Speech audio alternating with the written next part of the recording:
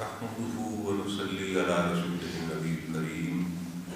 أعوذ بالله من الشيطان الرجيم. بسم الله الرحمن الرحيم. رب اشرح لي صدري ويسر لي أمري واحلل عقدة من لساني يفقهوا قولي. قال الله تعالى في القرآن المجيد: لله ما في السماوات والأرض إن الله الغني الحميد ولو أن ما في الأرض من شجرة أقلام والبحر يمده من بعده 7 أبحر ما نفدت كلمات الله إن الله عزيز حكيم. ما خلقكم ولا بعثكم إلا كنفس واحدة إن الله سميع بصير. ألم تر أن الله يولج الليل في النهار ويولج النهار في الليل وسخر الشمس والقمر كل يجري إلى أجل مسمى وأن الله بما تعملون خبير. ذلك بأن الله هو الحق وأن ما يدعون من دونه الباطل وأن الله العلي الكبير. ألم تر أن الفلك تجري في البحر بنعمة الله ليريكم من آياته إن في ذلك لآيات لكل صبار شکور. صدق اللہ العلی العظیم. یہ سورہ لقمان کی آیات کریمہ ہیں جن کی آپ کے سامنے میں نے تلاوت کی. ان آیات کریمہ میں اللہ تعالیٰ اس بات کو دہرا رہے ہیں، اللہ تعالیٰ اپنا تعارف کرا رہے ہیں کہ جب ہم اللہ تعالیٰ کے حضور اپنے ہاتھ اٹھائیں دعا مانگنے کے لیے تو ہمیں اللہ تعالیٰ کی معرفت ہونی چاہیے کہ یہ کام اللہ ہی کر سکتے ہیں، یہ جو عطا ہے اللہ ہی عطا کر سکتے ہیں، اللہ کے علاوہ تو کوئی سن ہی نہیں سکتا. قرآن حکیم بے شمار مثالوں سے بھری ہوئی ہے اور قرآن حکیم میں جتنے انبیاء علیہ السلام کے واقعات ہیں وہ بھی آئے. اللہ تعالیٰ بتا رہے ہیں کہ جب جناب یونس علیہ السلام کو مچھلی نے نگل لیا، یعنی جب یہ فیصلہ ہوا کہ جناب یونس علیہ السلام کے بارے میں قرعہ ڈالا گیا کشتی میں، کشتی جب بھنور میں پھنس گئی تو انہوں نے کہا جی وہ غلام ہے جو اپنے آقا سے بھاگا ہوا. تو جناب یونس علیہ السلام فوراً سمجھ گئے، کہنے لگے وہ میں ہی غلام ہوں، کیونکہ انہیں خود احساس ہوا کہ میں ابھی اللہ کا مجھے حکم نہیں آیا تھا یہاں سے ہجرت کرنے کا تو میں چل پڑا. انہوں نے سمجھا کہ اللہ تعالیٰ نے 3 دن دیے تھے اس قوم کو کہ 3 دن میں اپنے معاملات درست کرنے واللہ اللہ کا عذاب آ جائے گا. جب تیسرا دن آ گیا جناب یونس علیہ السلام وہاں سے چل گئی. جب اس قوم نے دیکھا ایک سیاہ رنگ کے بادل اس قوم پہ چھا گئے. اب وہ قوم کے جو لوگ تھے بزرگ انہوں نے دیکھا یار بادل، انہوں نے کہا یار ہو سکتا ہے یونس کی بات سچی جو وہ کہتے تھے کہ 3 دن بعد تمہارے پہ عذاب آ جائے گا. تو وہ دوڑے چلے گئے اس جگہ پہ جہاں جناب یونس علیہ السلام کا قیام تھا. وہاں گئے تو وہ جگہ خالی پڑی تھی، وہ جا چکے تھے. اب وہ فوراً واپس آئے اور بڑے دل میں لائے کہ اب تو ہم ہلاک ہی ہو جائیں گے. انہوں نے اپنے بیوی بچوں کو جمع کیا، عورتوں کو جمع کیا، اپنے جاندار بھی سارے لے لیے اور کھلے میدان میں آ گئے اور اللہ کے حضور گڑ کر آئے، سجدے میں گر گئے. اے الہ العالمین تیرا بندہ یونس سے ہی کہتا تھا تو اس عذاب کو ہم پر سے ٹال دے. اللہ تعالیٰ فرماتے ہیں کہ ایک ہی قوم ہے جس پر عذاب آیا ہوا ہم نے ٹال دیا تھا. اس میں ہمارے لیے بڑی بات ہے، بصیرت ہے کہ اللہ تعالیٰ بتا رہے ہیں اگر قوم یونس پر بھی عذاب آیا، وہ جب اللہ کے حضور جھک گئے اللہ تعالیٰ سے معافی مانگی، اللہ نے اس عذاب کو ٹال دیا تھا ان پر سے. تو ہم تو امت رسول اکرم صلی اللہ علیہ وسلم ہم پہ جو بھی عذاب اگر ہم اللہ تعالیٰ سے معافی مانگیں، اللہ سے دعا مانگیں تو اللہ ہمارے حالات بدل دیں. چاہے کوئی انفرادی طور پہ کسی مصیبت میں مبتلا ہو یا اجتماعی طور پہ پوری قومی مبتلا ہو، اللہ تعالیٰ فرماتے ہیں نا ہم کیا کرتے ہیں، ہم کسی قوم پر کیا عذاب بھیجتے ہیں، ہم اس قوم پر بھوک کا عذاب بھیج دیتے ہیں، ہم اس قوم پر مہنگائی کا عذاب بھیج دیتے ہیں، ہم اس قوم کے اوپر خوف مسلط کر دیتے ہیں. وہ اپنے بازاروں میں اپنے گھروں میں بھی بے خوف ہو کے نہیں رہ سکتے، انہیں ہر وقت ڈر ہوتا ہے یار کو ڈاکہ ہی نہ پڑ جائے، کوئی چھین کے ہی نہ لے جائے. ان کی مساجد عبادت گاہیں اور بازار بھی محفوظ نہیں ہوتی. آج ہم اس حالات سے گزر رہے ہیں. بھائی کل ایک بندے کا جی میں شاید بازار نہ جاتا تو دھماکے سے بچ جاتا، میں تو ویسے تو پتہ چلا بہت دھماکہ ہو. کسی بھی جگہ آپ محفوظ نہیں ہیں.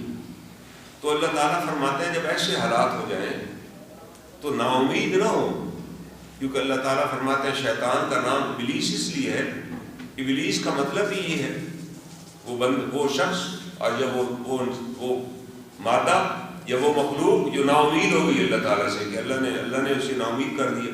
اللہ نے کہہ دیا کہ بھائی ہم تیرے لیے عذاب ہے. اب تو نے وقت مانگا تھا کہ لوگوں کو گمراہ کروں گا قیامت کے دن تک، تو تم گمراہ کرو. میں بھی لوگوں کی توبہ قبول کروں گا جب تک ان کے سانس میں سانس ہے. جب تک موت کا غرغرہ طاری نہیں ہوگا لوگ معافی مانگیں گے میں توبہ قبول کر لوں. تو جناب یونس علیہ السلام کو احساس ہوا کہ وہ تو مجھے ابھی اللہ نے حکم نہیں دیا تھا وہاں سے نکلنے کا. تو جو کشتی کے لوگ تھے انہوں نے انکار کر، انہوں نے کہا جی ہم آپ کو پانی میں نہیں پھینکیں گے، آپ تو بڑے بزرگ ہیں، نیک بزرگ شخصیت ہے، اللہ کے پیغمبروں کے چہرے پہ ایک نور ہوتے. انہوں نے انکار کر دیا. لیکن قرہ ڈالا جی، انہوں نے کہا جی قرہ ڈالے جس کا بھی نام لے لیتے اس کو پھر جتنی دفعہ قرہ ڈالا گیا جناب یونس علیہ السلام کا ہی نام نکلا. انہوں نے کہا میں نے تمہیں کہا تھا میں ہی ہوں بھائی. اب انہیں تو نہیں پتا کہ میں کہاں سے آیا، وہ جانا، وہ کہتے ہیں آپ تو غلام ہیں، کہتے نہیں بس مجھے پتہ ہے. نتیجہ تو انہوں نے پانی کے حوالے کیا کہ اللہ تعالیٰ فرماتے ہیں جیسی وہ پانی میں انہیں اتارا گیا ہم نے ایک مچھلی کو حکم دیا کہ جا کر اسے نکل لے. جناب یونس علیہ السلام کو اس نے نکل لی. اللہ تعالیٰ فرماتے ہیں ہم نے مچھلی کو دوسرا حکم بھیج دیا کہ یہ تیری غذا نہیں. ورنہ ہوتا کیا انسان جب کسی مچھلی یا کسی درندے کے پیٹ میں چلا جاتا ہے تو اس درندے کے پیٹ کی حرارت سے پگھل جاتا ہے. وہ مچھلی ہے یا یہ سمندر کی دیگر مخلوقات ہیں، وہ جب کسی انسان کو یا کسی جاندار کو اپنے پیٹ میں لے جاتی وہ چبائے بغیر ہی نکل جاتی اور اندر ہی اس کی وہ غذا بن جاتا ہے. لیکن اللہ تعالیٰ نے حکم دے دیا کرنا یہ آپ کی غذا نہیں. اب مچھلی لے کے ان کو پھر رہی ہے سمندر میں. اب آپ مجھے بتائیں ایک بہت بڑا سمندر ہو جس کے اندر لاکھوں مچھلیاں ہوں، ایک مچھلی تو ہوتی نہیں بلکہ کروڑوں مچھلیاں ہوتی ہیں سمندروں میں. اب آپ کو پتہ چلے جی ایک مچھلی کے پیٹ میں وہ ہے تو آپ کیسے ٹریس کریں گے یار کس مچھلی کے پیٹ میں؟ وہ آپ کے پاس ابھی بھی اعلیٰ کوئی ایسا یاد نہیں کہ جس کے ذریعے سے انسانی جسم کو کسی اور جسم میں سے ٹریک کیا جا سکے. کاری نہیں آپ سکتے. اور اگر آپ ٹریک بھی کر لیں ڈھونڈ بھی لیں کہ فلاں میل کے اوپر ایک مچھلی ہے یا 50 مچھلیاں ہیں تو اس مچھلی کو کیسے پکڑیں گے؟ اس مچھلی کے پیٹ سے کیسے نکالیں گے اس بندے کو جو زندہ بننا اس کے اندر موجود بیٹھا؟ لیکن اللہ تعالیٰ فرماتے ہیں کہ نہیں. جب جناب یونس علیہ السلام نے مچھلی کو اس پیٹ کے اندر، ایک تو پیٹ کا اندھیرا ہے پھر سمندر کا اندھیرا ہے، مچھلی تو تہ میں چلی گئی لے کے اپنی غذا. جب بھی کوئی جانور اس کے منہ میں غذا آ جاتی ہے نا وہ پھر ایک سائڈ پہ ہو جاتا ہے تاکہ اس غذا کو ہضم کرے. دنیا میں تو انسان کا پیٹ نہیں بھرتا. یہ نہیں ہوتا کہ وہ ایک جگہ پہ قبضہ کر لے، اس کو سمجھایا جائے کہ یار آپ نے بھی اتنا قبضہ تو کر لیے، پتہ چلے گا 1 مہینے بعد اس نے کوئی اور بھی قبضہ کر لیا. ایک اس نے ڈاکہ مارا ہے تو یہ نہیں ہے کہ آپ نے یار اس نے 20 کروڑ کا جو ڈاکہ مارا ہے تو چلیں کم از کم 2 سال تو آرام سے رہے گا نا، اس کو 2 دن بھی آرام نہیں آئے گا. وہ جو حرام اس کے اندر پہنچا ہوا ہے وہ تو اس کو بیٹھنے ہی نہیں دے گا. اس لیے تو قرآن نے کہا کہ جو ڈاکو ہے نا ڈاکے مارنے والا، قرآن نے اس کے لیے سزا مقرر کی، اس کا دایاں ہاتھ کاٹا گیا اور بایاں کاٹا گیا. کیوں مقرر کی اللہ تعالیٰ نے سزا؟ اللہ تعالیٰ فرماتا ہے یہ سزائیں ہم نے مقرر کی ہیں کیونکہ جب تک ہاتھ اور پاؤں دونوں نہیں نہ کٹیں گے اور وہ کسی پورے معاشرے کے لیے خطرہ بنا رہے گا. پوری معاشرے کی جان و مال کی حفاظت نہیں ہو سکے گی. ایک پورا معاشرہ جو پروان چڑھے گا وہ خوف کی فضا میں پروان چڑھے گا، اور جو بچے خوف کی فضا میں پلے وہ کوئی ریسرچ ہی نہیں کر سکتے، وہ تو خوف میں مبتلا ہو گئے زندگی میں. آج دنیا میں آپ دیکھ لیں دوسری قوموں نے جو ترقی کی وہاں سے انہیں جو خوف ختم کر دیا. وہاں بھی جرم ہوتے لیکن جرم کے 10 سال بعد بھی وہ فائل نہیں بند کرتے. وہ کہتے نہیں یار اس قتل کو ٹریس کرو بھائی. وہ کوئی نہ کوئی ریسرچ کرتا رہتا ہے اور 5 سال بعد 10 سال بعد وہ ملزم پکڑ لیتے کسی نہ کسی بنیاد کے اوپر کہ جی ہم نے پکڑ لی اور پھر اس کے لیے کوئی معافی نہیں. ایک خاتون تھی امریکہ میں، اسی طرح اس نے رات کو کسی کو خاتون کو ہی قتل کر دیا رستے میں. بعد میں وہ گرفتار ہو گئی، پھر کسی ویڈیو کے اوپر سے گواہی بھی مل گئی، اس کو سزا موت ہو گئی. وہ جب جیل چلی گئی تو جیل میں اس کو 2 سال لگ گئے. اس 2 سال کے اندر اس نے جیل کے اندر بڑی ریفارمز کرائی، لوگوں کو تبدیل کر دیا. وہ خود بھی بڑی تبدیل ہو گئی اور جب وہ خود تبدیل ہو گئی تو جیل کے لوگوں نے اور بے شمار لوگوں نے اپیلیں کی صدر سے کہ جناب اس کی سزائے موت کو عمر قید میں اب کر دیں، کیونکہ اس کے اندر تو بڑی تبدیلی آ چکی، یہ تو اب لوگوں کی خدمت کرتی ہے۔ لیکن امریکہ جیسے ملک کے پریزیڈنٹ نے کہا کہ نہیں، ہم عدالت کا مذاق نہیں اڑائیں گے۔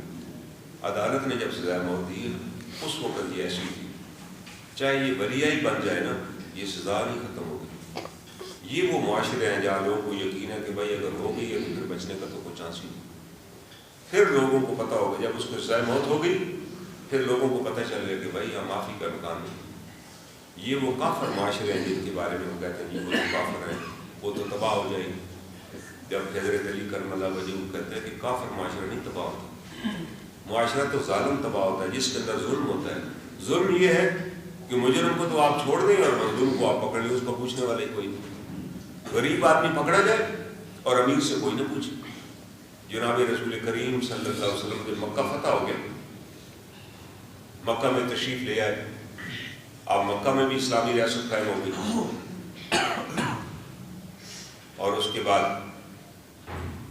آپ کے اس کے بعد جب آپ دوبارہ عمرہ کے لیے تشریف لے آئے، جب مکہ میں کافر ختم ہو گئے، حکم دے دیے گئے تھے اب اس کے بعد کوئی مشرک جو ہے وہ حرم کا طواف نہیں کرے گا، صرف وہی لوگ طواف کریں گے جو اسلام کے مطابق۔ اس سے پہلے تو کپڑے اتار کے بے لباسوں کے طواف کرتے تھے، عجیب و غریب حرکتیں کرتے تھے، لیکن فتح مکہ پہ بت ختم کر دیے گئے، لیکن ان کو روکا نہ گیا۔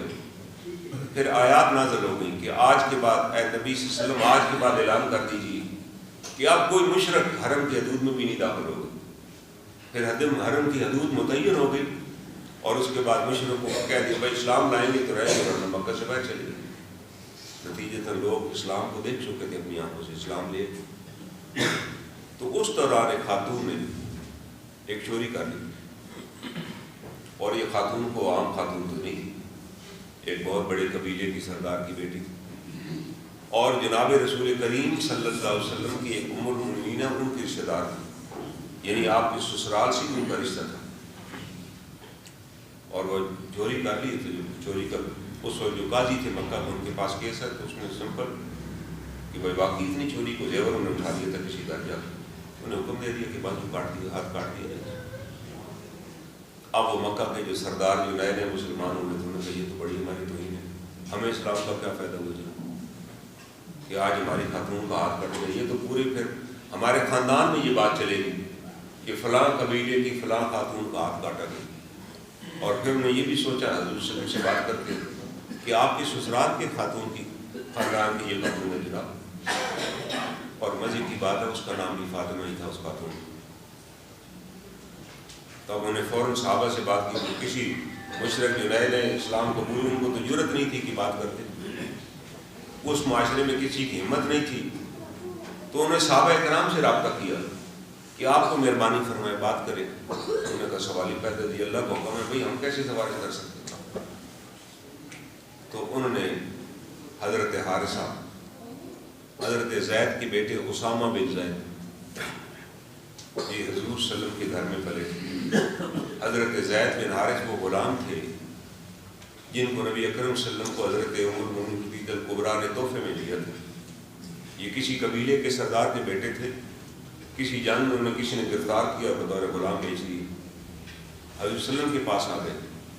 اور جب اس کے قبیلے والوں کو پتہ چلا کہ ہمارا ایک بچہ وہاں غلام ہے، وہاں غلامی کی زندگی بسر کر رہا ہے، کس نے حج پہ دیکھا اسے، تو اس کے والد اور چچا وہاں سے بڑا مال لے کر آئے اللہ کے رسول صلی اللہ علیہ وسلم کے پاس کہ آپ کے پاس جو غلام ہے ہم واپس لینا چاہتے ہیں، ہمارا بیٹا ہے جی، آپ ہمیں دے دیجیے، جتنے میں جو قیمت کہیں گے ہم دیں گے۔ اللہ کے رسول صلی اللہ علیہ وسلم نے فرمایا کہ نہیں، یہ میرے پاس ہے، میرے پاس تم اگر لے جانا چاہو کیونکہ تمہارا بیٹا ہے تو تم لے جا سکتے ہو، کوئی میں قیمت نہیں لوں گا اسے، آپ لے جائیں، آپ کا بیٹا ہے۔ جب آپ نے اجازت دے دی کہ آپ لے جا سکتے ہیں، اب آپ دیکھیں نا حضور صلی اللہ علیہ وسلم کیسے شفیق تھے۔ ہم تو صرف سنا ہوا ہے جی رحمۃ للعالمین کتنے شفیق تھے کہ اس غلام بچے نے جو پچھلے 8-10 برس سے آپ کے پاس رہ رہے ہیں، جس کو پتہ بھی چل گیا کہ یہ میرے والدین ہیں، وہ والدین سے مل کے بڑا روئے، اپنے چچا سے مل کے روئے کیونکہ ان کو ماں باپ یاد آ گئے۔ لیکن جب اللہ کے رسول صلی اللہ علیہ وسلم نے یہ فرمایا کہ آپ جا سکتے ہیں ان کے ساتھ، تو اس نے کیا کیا؟ اس نے کہا نہیں، میں آپ کو چھوڑ کے ان کے ساتھ نہیں جاؤں۔ کیا آپ کو دنیا میں مثال ایسی مل سکتی ہے؟ کوئی آدمی کہیں ملازم ہو، اس کے والدین آئے ہو تو وہ کہہ نہیں میں یہی نوکری کروں، میں نہیں جاتا جا سکتا. تو اس کے والد نے کہا کہ تجھے غلامی راس آ گئی ہے، اور بھائی تم خود ایک سردار کے بیٹے ہو، وہاں جا کر سرداری کرو گے، تمہیں غلامی راس آ گئی ہے کہ تم غلامی پر ترجیح دے رہے ہو. اس نے کہا ابا جان آپ اس ہستی کو نہیں جانتے جن کے پاس میں ہوں، جن کی میں غلامی کر رہا ہوں. جس طرح انہوں نے مجھے پالا پوسا، میں تو نہیں سمجھتا کہ وہ والدین اس طرح کسی کو پال پوس بھی سکتے. جس طرح انہوں نے میری پرورش کی اتنے برسوں سے، میں تو نہیں سوچ سکتا کہ کوئی انسان اپنے بچے کی جیسے پرورش کر سکتا ہے.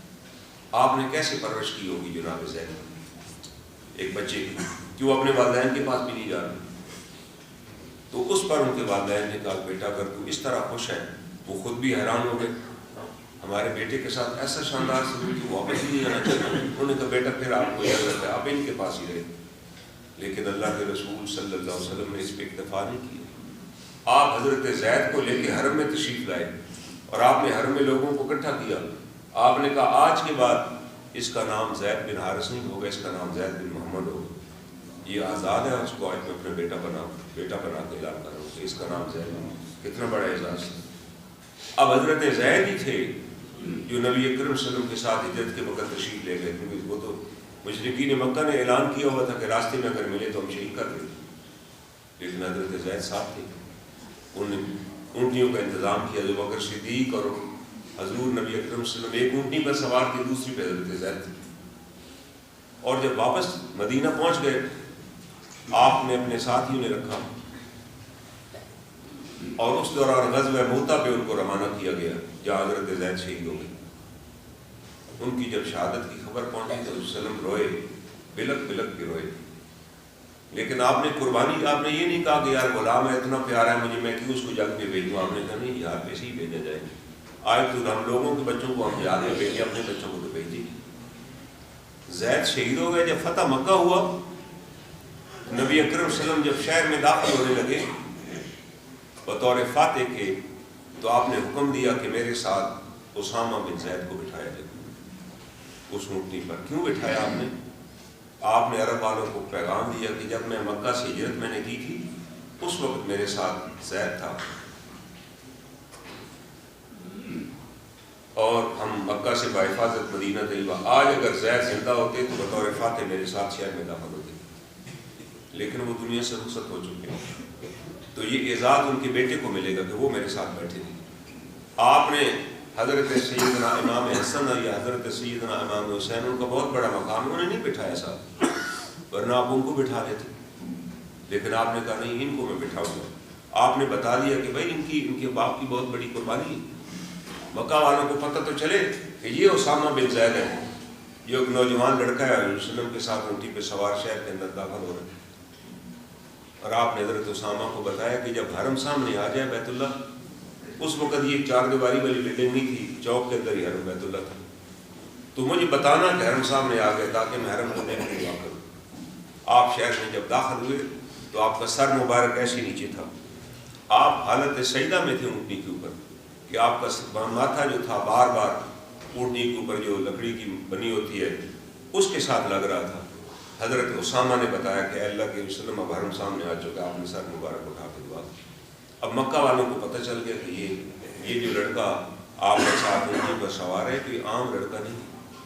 انہوں نے حضرت اسامہ سے بات کی کہ اے اسامہ صاحب آپ مہربانی فرمائیں، آپ سفارش کریں اس خاتون کی، اس خاتون فاطمہ کی کہ جناب اس کو ہاتھ نہ کاٹا جائے. ابھی حضرت اسامہ نوجوان ہے، دین کی وہ سمجھ نہیں ہے جو صحابہ اکرام کو ہے. انہوں نے اسی تعلق کی بنا پہ کہ میں تو حضور صلی اللہ علیہ وسلم کے گھر پلا ہوئے. جب حضرت ان کے والد بھی شہید ہو گئے تو آپ کے گھر کی پرورش کی اور حضور سے بڑی محبت بھی تھی، اور حضور نے بچوں کی طرح لاڈ پیار اس کے ساتھ کیا. تو اس نے جب بات کی تو اللہ کے رسول صلی اللہ علیہ وسلم کا چہرہ غصے سے سرخ ہو گیا. آپ نے کہا اسامہ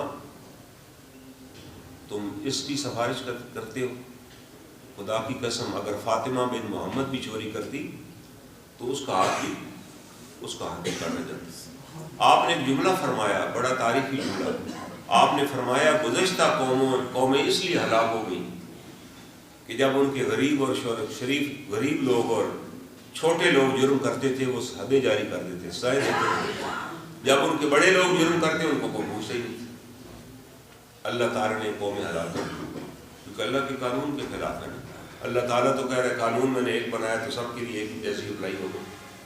حضرت علی کرم اللہ وجہ فرماتے ہیں الملک یبقی مع الکفر ولا یبقی مع الظلم، ایک ریاست کافروں کے زیر نگین قائم رہ سکتی ہے، ترقی بھی کر سکتی ہے، لیکن ظالموں کے زیر نگین وہ ترقی نہ کر سکے گی، نہ قائم بھی نہیں رہ سکتی، ہلاک ہو جائے گی۔ ظلم یہی ہے کہ آپ کا مجرم ہو تو وہ آپ کا مجرم ہے، اس کو تو چھوڑ دیا جائے، کسی اور کا مجرم ہے تو اس کو پکڑ لیا جائے۔ وہ غریب جرم کرے تو اس کی ضمانت ہی نہ ہو، امیر جتنا مرضی جرم کرے وہ گھر پہ آرام سے ضمانت کروا کے گھر آ جائے، اس کو کچھ مارے۔ جن معاشروں میں یہ قوانین ہوتے ہیں وہ معاشرے تو قائم ہی نہیں رہ سکتے، وہ تو اصول کے خلاف ہے، وہ قائم رہنے جوگے ہی نہیں ہے بھائی۔ وہ قائم کیسے رہ سکتے ہیں جس کے اندر اتنا ظلم ہو؟ ایک آدمی ایک بندے پہ جرمانہ ہوگا 50 روپے کا یا 500 جرمانہ کسی جج نے کر دیا، وہ 500 جرمانہ ادا نہ کر سکا، جیل چلا گیا، پھر 6 سال اس کا کیس نہیں لگا، 6 سال جیل نہیں رہا، 6 سال بعد کیس لگا تو جج صاحب نے کہا جی میں معافی مانگتا ہوں یار، آپ کے 6 سال 500 روپے کے لیے گزر گئے۔ ایک نہیں ہزارہ مثالیں آپ کے ملک کے اندر، لوگ بڑے بڑے عہدوں پہ بیٹھے ہیں، انہیں پرواہ نہیں ہے یار لوگوں کے ساتھ کیا ہو، وہ سمجھ رہے ہیں کہ بھائی ریاست ٹھیک چل رہی ہے، ہم بڑی ترقی کر رہے ہیں۔ ترقی کیا کر رہے ہیں؟ اگر ایک آدمی کو انصاف ہی نہیں دے سکے تو کیسے ریاست چلے گی؟ یہ تو اس طرح نہیں چلے گی۔ تو یہ جو واقعہ میں نے آپ کے سامنے بیان کیا، جناب یونس علیہ السلام جب مچھلی کے پیٹ میں چلے گئے، وہاں انہوں نے یہ دعا مانگی، لا الہ الا انت سبحانک انی کنت من الظالمین، اے اللہ تعالیٰ تو پاک ہے، تیرے سوا کوئی عبادت کے لائق نہیں ہے، ہاں میں ہی گناہ گاروں میں سے ہوں کہ میں بغیر اللہ کا حکم نہیں توڑا، اللہ نے حکم نہیں دیا تھا کہ نہ جائیں، صرف اللہ کی اجازت کے بغیر چلے گئے۔ انبیاء کے لیے تو یہ بھی بڑا جرم تھا، یہ نہیں کہا کہ اللہ نے کہا تھا نہیں جانا تو وہ چلے گئے، نہ اللہ نے تو حکم ہی نہیں دیا تھا۔ لیکن کوئی نبی اپنی مرضی سے نہیں جا سکتے، اللہ نے بتا دیا کہ یہ نبی رسول اکرم صلی اللہ علیہ وسلم کے بارے میں کہ یہ نبی اپنے پاس سے کوئی بات نہیں کہتے جب تک ہم ان کو نہ کہیں کہ یہ کہیے، اللہ نے بتا دیا۔ نبی تو پیغمبر ہے، پیغمبر کا مطلب ہے اللہ کا پیغام دینے والا، تو سب سے پہلے وہی پیغام پہ عمل کرتے ہیں نا، عمل کر کے لوگوں کو دکھاتے ہیں کہ یہ بڑا آسان ہے، ہم عمل کر رہے ہیں، تم یہ نہیں کرو۔ تو اللہ تعالیٰ فرماتے ہیں کہ اس اندھیرے میں، اس سمندر کے اندھیرے میں، مچھلی کے پیٹ کے اندھیرے میں ہم نے اس کی دعا سن لی، ہم نے یونس کی دعا سن لی اور ہم نے حکم دیا اس مچھلی کو کس کو بول دے۔ اور اللہ فرماتے ہیں اگر وہ یہ دعا نہ ہوتا تو پھر قیامت تک مچھلی کے پیٹ میں ہی زندہ رہتے، باہر نہ نکلتے۔ اللہ تعالیٰ نے خود قرآن میں فرمایا کہ اگر وہ یہ دعا نہ مانگتے تو پھر وہاں ہی رہتے۔ تو یہ جو اللہ سے دعا مانگنا ہے یہ بڑا ضروری ہے بھائی، کہ انسان اللہ تعالیٰ سے عافیت کی دعائیں مانگتا رہے۔ اللہ تعالیٰ ہمارے ساتھ عافیت والا معاملہ فرما کہ اللہ تعالیٰ ہمارے گناہوں سے درگزر فرما۔ جب ہم گناہوں کی توبہ کریں گے تو پھر ہمیں احساس ہی ہو جائے گا کہ یار فلاں گناہ تو میں بھی کر رہا ہوں، کم از کم اس کو تو چھوڑ ہی دوں۔ تو دعا مانگنا تو بہت بڑی عبادت ہے، یاد رکھیے گا، بلکہ اس کو کہا گیا مخفل عبادت، عبادت کا مغز ہے دعا مانگنا۔ کئی لوگ ہیں نماز پڑھی دعا مانگے بغیر ہی چلے گئے، توجہ ہی نہیں دی، لیکن یہاں حکم ہو رہا ہے نہیں بھائی دعا مانگی اللہ سے۔ اسی طرح آپ ایک بستی میں گئے، وہاں بڑے حالات خراب تھے، بارشیں نہیں ہوئی تھی، کوئی پیداوار ہی نہیں ہوئی تھی، بھوک اور ننگ، ان کے جانوروں کے پاس بھی کوئی چارہ نہیں تھا۔ تو اللہ کے رسول صلی اللہ علیہ وسلم نے فرمایا کہ کیا یہ لوگ عافیت کے دنوں میں اللہ سے مزید عافیت کی دعا نہیں مانگتے تھے؟ کہ بھائی تم نے کبھی دعا نہیں مانگی کہ اللہ تعالیٰ سے دعا ہی مانگتے رہتے اللہ تعالیٰ ہمارے حالات بدل دے، اللہ تعالیٰ ہم پر رحمت کی بارشیں نازل فرما، اللہ تعالیٰ ہمیں اپنے غائب کے خزانوں سے عطا فرما، اللہ ہمیں توفیق عطا فرما کہ تیرے قوانین پہ ہم چلے۔ اللہ نے ایسے تو نہیں قرآن میں کہہ دیا الحیات فی القصاص، یہ جو قصاص کا قانون ہم نے بنایا کہ قتل کے بدلے میں قتل کیا جائے گا اور چوری کے بدلے میں ہاتھ کاٹا جائے گا اور آنکھ کسی کی کوئی نکالے گا تو آنکھ ہی نکالی جائے گی۔ اللہ فرماتے ہیں الحیات، اس کے اندر تمہاری زندگی ہے، اگر ایک آدمی پر بھائی حد نافذ ہوگی تو اس علاقے میں کوئی جرت نہیں کرے گا یہ جرم کرنے، اسے پتہ ہے بھائی قتل کیا ہے تو قتل کر دیا جائے گا. اور یہ کہ اس کا اختیار آپ اور ہمیں نہیں کہ ہم ہی قانون نافذ کرتے پھریں. اس کے لیے ریاست ہے، عدالتیں موجود ہیں. اگر یہ لائسنس دے دیں گے کہ فلاں شخص جی قرآن کی بےعزتی کر رہا تھا ہم نے مار ڈالا، فلاں شخص نے جناب رسول کریم صلی اللہ علیہ وسلم کی گستاخی کی ہم نے مار ڈالا، تو اس کو اس کے بدلے میں قتل کیا جائے گا، کیونکہ اس کی اجازت نہیں دی جا سکتی. کیونکہ آپ کو اپنے معاشرے کا پتہ ہے لوگوں کے مکانوں پہ قبضہ کرنے کے لیے یہ بھی الزام لگایا کہ اس نے جی قرآن پاک جلایا اور بندہ مار ڈالا. بعد میں پتہ چلا کہ یار ان کا تو آپس میں مقدمہ چل رہا ہے. ہم ایسے معاشرے میں رہ جائیں جہاں خدا خوف ہی نہ ہو تو پھر کسی کا خوف بھی نہیں، پھر تو آپ جو مرضی کریں. تو ان آیات کریمہ میں اللہ تعالیٰ یہ فرماتے ہیں کہ آپ ان کو بتائیے. کیا ان کو بتائیے؟ اللہ تعالیٰ فرما رہے ہیں کہ ان کو اچھی طرح بتا دیجیے کہ یہ جو زمین و آسمان ہے نا، للہ ملک السماوات والارض، یہ اللہ ہی کے لیے ہے، اللہ کا بنایا ہوا ہے، اس میں اللہ ہی کا قانون چلے گا. یہ کسی اور نے تو نہیں بنایا کہ وہ کہا کہ جی ہم نے کیونکہ مکان میں نے خود بنایا جی تو یہ میری مرضی ہے کہ کچن کہاں پر ہوگا اور بیڈ روم کہاں پر ہوگا. ٹھیک ہے آپ کی مرضی، لیکن اللہ کہہ رہا ہے کہ یہ کائنات تو میں نے بنائی للہ ما فی، وہ ہے بھی اسی کے لیے. آپ کسی بھی پرانے محلے میں چلے جائیں اور کسی بندے کا جو 10 سال پہلے فوت ہوا تھا پوچھ لیں، کوئی بندہ بتائے گا ہی نہیں کہ ہم اسے جانتے ہیں.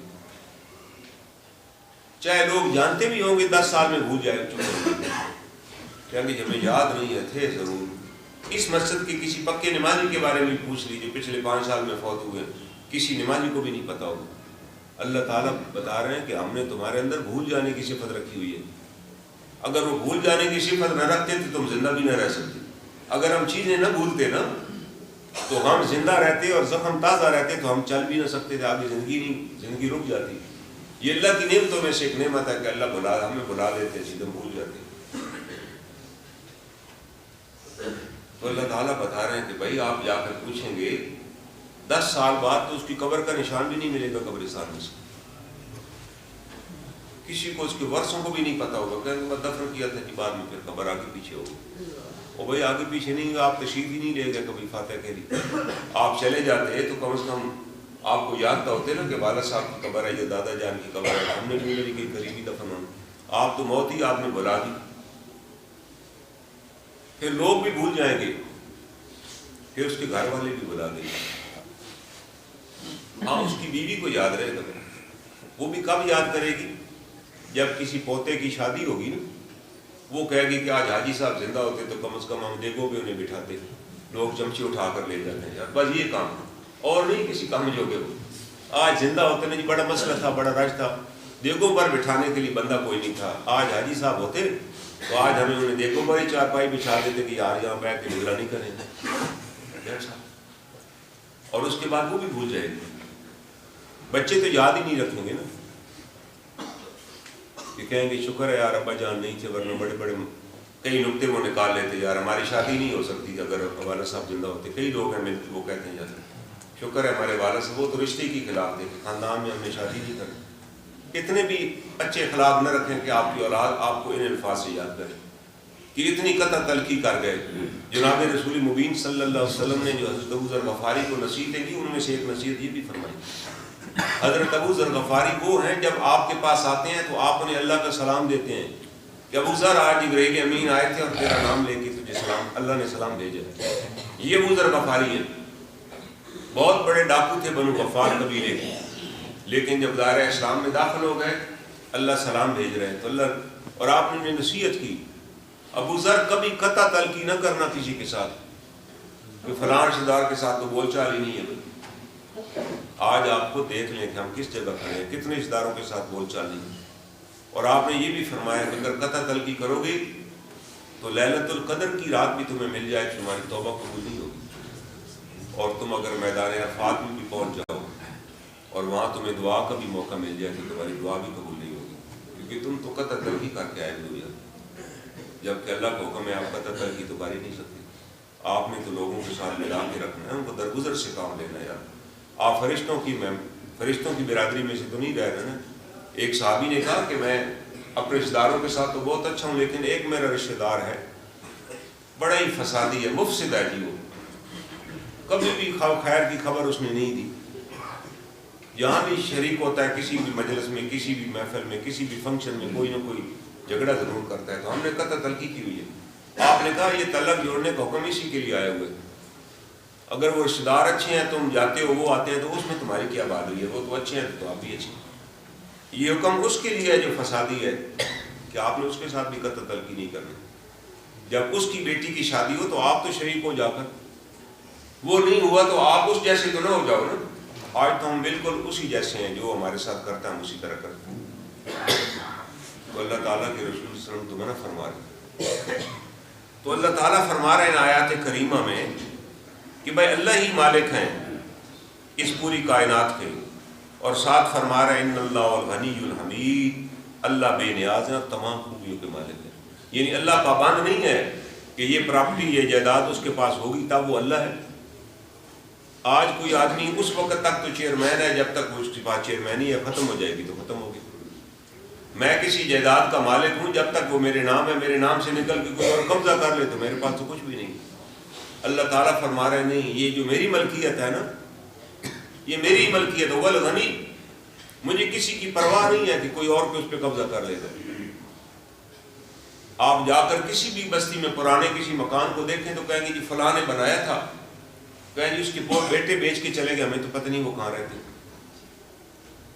اور بھائی جتنی کسی قوم کی عمر ہوتی ہے 40-45 سال، آج ہماری عمر ہے اوسطاً، اتنی عمارات کی عمر بھی ہوتی ہے۔ 40-45 سال کے بعد لوگ مکان ہی گرا دیتے، اگلی نسل کے پاس یا تو پیسے نہیں ہوتے مرمت کرائے، یا پیسے ہوتے ہیں تو وہ رہنے کا اپنے لیے جو سمجھتے ہیں ہمیں محلے میں رہنے کی کیا ضرورت ہے، ہم نہیں، ہم تو بیری میں جا کر رہے۔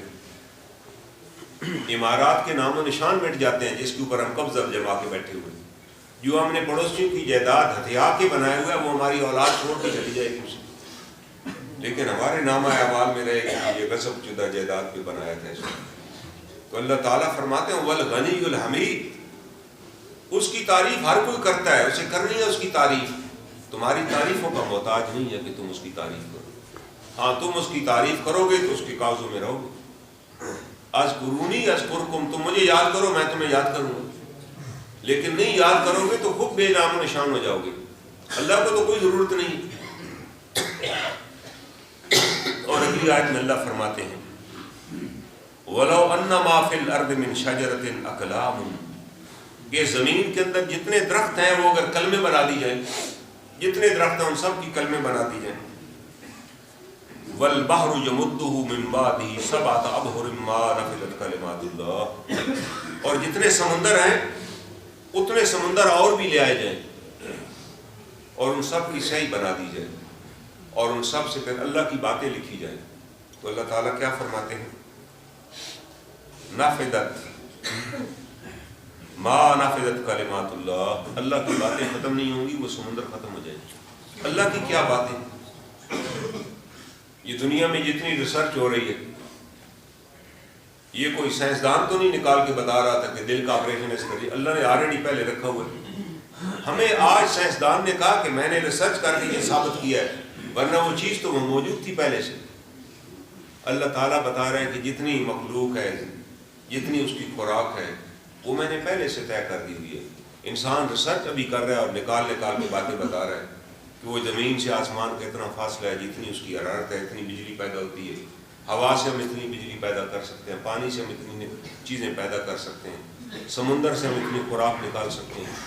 اللہ تعالیٰ فرماتے ہیں کہ تم یہ باتیں لکھتے رہو گے، لوگ اس کے اندر پی ایچ ڈی کرتے رہیں گے، کوئی کان کے علاج کے اندر نئی بات نکالے گا، کوئی دل کے علاج کے اندر نئی ریسرچ نکالے گا۔ یہ ان لوگوں نے ریسرچ نہیں نکالی، یہ تو آلریڈی موجود تھی چیز جو آج ان کو پتہ چلی، تو انسان کو آج پتہ چلی، ورنہ یہ پہلے سے تھا، کوئی دل کی بیماری پہلے نہیں تھی، ہاں اس کا علاج آج اس نے ڈھونڈا۔ اللہ فرما رہے ہیں تم قیامت تک لکھتے رہو گے، یہ کتابیں اور سائیں سب ختم ہو جائیں گی، مگر اللہ تعالیٰ نے جو کائنات کے اندر راز رکھے ہیں وہ ختم نہیں ہوں گے۔ نفدت ما نفدت کلمات، اللہ کی باتیں ختم ہی نہیں ہوں گی، اور قیامت آ جائے گی، ابھی تک دنیا ریسرچ ہی نہیں ہو سکے گی۔ اور کیا قرآن میں آتا ہے اس وقت جب زمین خزانے اگلے گی تو لوگ حیران ہوں گے کہ یار ہم اس زمین کے لیے لڑتے رہے، اس کے نیچے تو اتنا سونا پڑا، میں اپنے بھائی کے ساتھ اس کے مکان کے لیے لڑتا رہا ہوں، لیکن جب کہ میری زمین پھٹی ہے تو اس کے نیچے سے تو پتہ نہیں کتنے ٹن سونا نکلا۔ کاش مجھے یہی پتا ہوتا، کاش میں اسی پہ کوئی ریسرچ کر رہا ہوتا۔ وہ تو ہم نے کرنی نہیں۔ افلا، قرآن بار بار کہہ رہا فلا یتدبرون، کیا تم نے کبھی غور و فکر کیا کہ ہم نے تمہیں کیا کچھ عطا کیا ہوا؟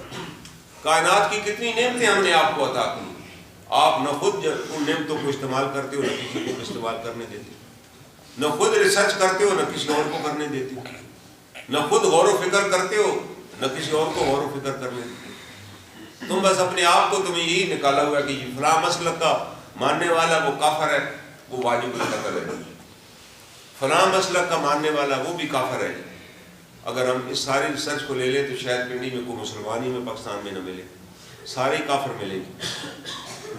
تو اللہ تعالیٰ فرما رہے ہیں یہ کتاب حکیم ہم نے اس لیے تھوڑی بھیجی تھی کہ تم یہ سب کچھ کرتے رہو، ہم نے تو کسی اور مقصد کے لیے بھیجی تھی۔ اور اللہ تعالیٰ اسی آیت کریمہ میں فرماتے ہیں ان اللہ عزیز حکیم، اور بے شک اللہ تعالیٰ بڑے زبردست اور حکمت والے۔ اللہ جو چاہے کرے، لیکن کوئی کام اللہ حکمت کے خلاف نہیں کرتے۔ ما خلقکم ولا بعثکم الا کنفس واحدہ، اللہ کہتے ہیں تم سب کا پیدا کرنا یا تم سب کو مار کے دوبارہ زندہ کرنا، اللہ فرماتے ہیں میرے لیے اسی طرح الا کنفس واحدہ، جیسے کسی ایک بندے کو زندہ کرنا۔ اللہ تعالیٰ فرماتے ہیں مجھے ہر بندے کو دوبارہ، ہر بندے کو آرڈر نہیں دینا کہ آپ بھی نکل آؤ باہر، تو اللہ کا ہمیں ایک ہی حکم دے کہ کل ساری مخلوق باہر آ جائے گی۔ ہم نے ایک ہی حکم دیا تھا کل، ساری مخلوق کی کریشن ہو گئی۔ ہر ایک کو اپنا علیحدہ ٹائم دے دیا گیا کہ آپ نے فلاں دور میں آنا ہے اور آپ نے فلاں دور میں جانا ہے، اللہ نے طے کر دیا۔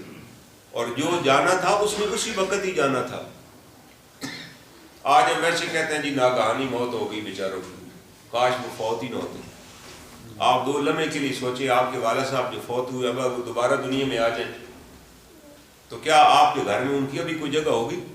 آپ محسوس کریں گے کہ آپ تو ان کی وہاں جگہ بھی نہیں ہوگی، اب تو ہم نے ہر چیز وہ ان کی ختم، کمرے میں بھی جگہ نہیں بچی۔